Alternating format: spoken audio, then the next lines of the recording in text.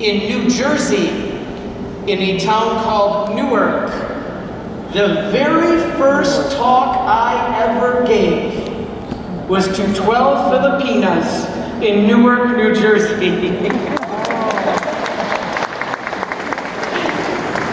And they said, "You brother," at the time I was just a brother, and they're texting me, "Come speak to us." There was only 12. And you know, I learned that you Filipinos are considered the most sociable people in the world. Did you know this? Yes.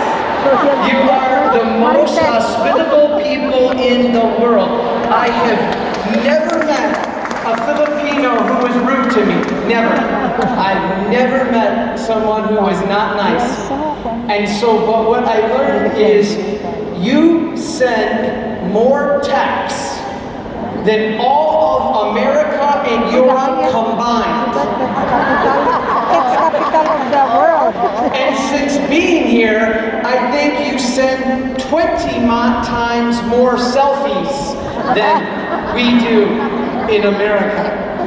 At one dinner, we had 500 pictures. I said, I can't do another picture. There's a picture of the salad, a picture of the Coca-Cola, a picture of the chicken. I said, we cannot have any more pictures. But this is why I love your culture. The people are so friendly. And this is, more importantly, why do I love the Philippines?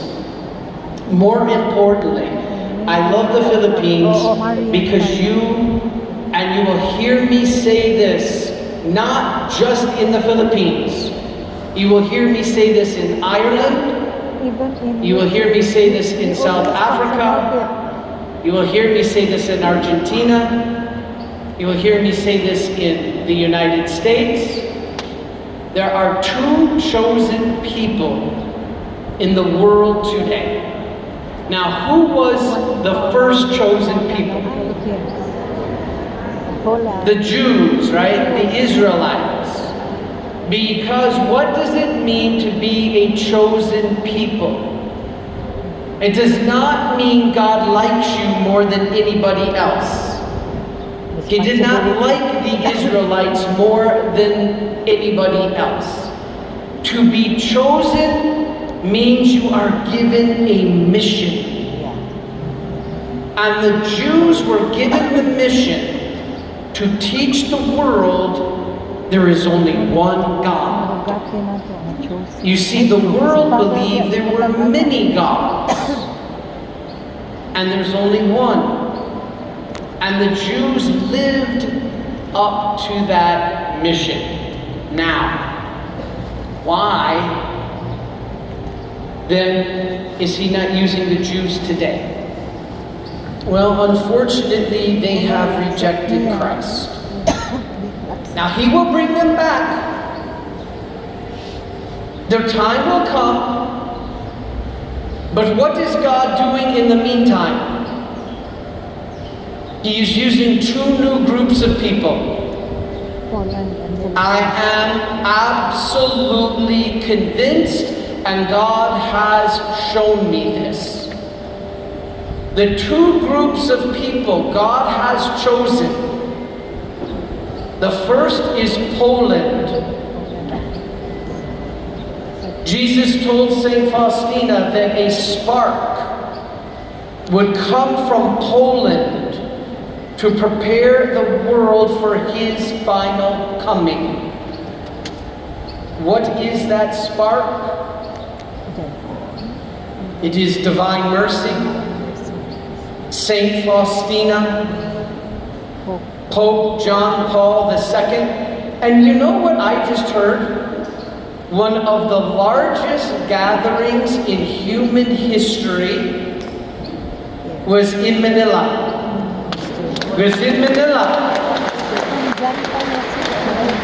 When John Paul II came. I saw pictures There were people hanging from the bridge, swinging like monkeys to be able to see John Paul. So that spark to come from Poland is John Paul II, Saint Faustina, Divine Mercy, and the Marian Fathers of the Immaculate Conception. This is our community, as Ernest said, that God gave the message and the devotion to spread around the world. But you know what he found out? And now, why did he pick Poland? He picked Poland because no nation in all of World War II suffered at the hands of Nazi Germany than Poland, yet no nation remained more Catholic in all of Europe than Poland. So he chose Poland, from which divine mercy would come. Then he gave it to the Marian Fathers for us to spread around the world. Do you know what God found out? You Marian Fathers cannot do it. I'm going to have to give you an army of 4-foot-tall Filipinas. This is your new army. I believe the second group of chosen people are the Filipinos. I truly know this and truly believe this. This spark that came from Poland, that Jesus said must be spread around the world. Poland, the spark came from Poland, but Poland was not spreading it. He gave it to the Marians, but we are too small to spread it alone. So he raised up another chosen people. And in World War II, we brought to you the American soldiers, the GIs, they call them, the Marines and the Army. They brought images of divine mercy and to the Philippines. Now, why are the Philippines the chosen people? Because no nation suffered at the hands of Japan in World War II, yet no nation remained more Catholic. God is rewarding you. He is saying you are a special people. And because He gives to who He loves the biggest jobs, the biggest tasks, because He loves you for staying with your faith, even though you suffered tremendously, you have a job. And my job is to teach you so you can go teach your brothers and children and co-workers and neighbors. And Jesus said to the Philippines, you are my chosen people. From the Philippines, I will blow that spark all around the world. There is no nation I have seen with more people in other countries than the Filipinos. No matter what country I go to, there are Filipinos. I could go to the North Pole and there would be Filipinos. Always with their image of divine mercy. In fact, I have been to Europe, Africa, Asia, South America, North America, Australia. I've been to all the continents except Antarctica, and everywhere there were Filipinos. In fact, Father Dan Canberra, our former provincial superior, when he was giving the homily on Divine Mercy Sunday in Stockbridge, Massachusetts, and he looked out at the crowd and he says, you know, I just got back from England. There were Filipinos praying the chaplet. He says, I was in the Middle East and there were Filipinos praying the chaplet. He says they could do a lunar landing on the moon and there would be Filipinos praying the chaplet. So this is the beauty of what you have been given by God. And my love for that is immense. My respect for you as a people is immense.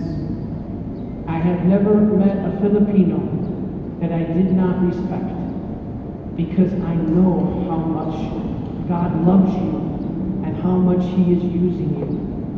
And so please, don't drop the ball. That's just an American idiom, meaning keep up the good work. And I want to tell you today a little of my own story of Divine Mercy.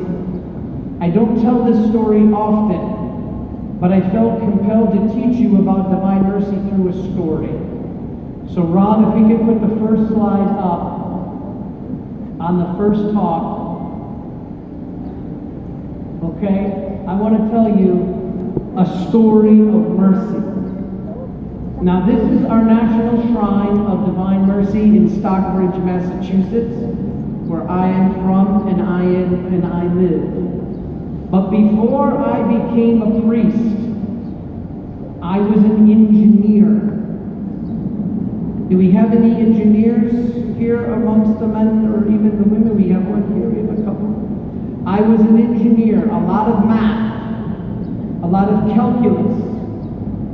And I worked here. Let's go to our next slide, Ron. I worked here at American Axle and Manufacturing in Detroit, Michigan. I went on to get my Master's of Business degree, my MBA, at the University of Michigan, one of the top schools in the world.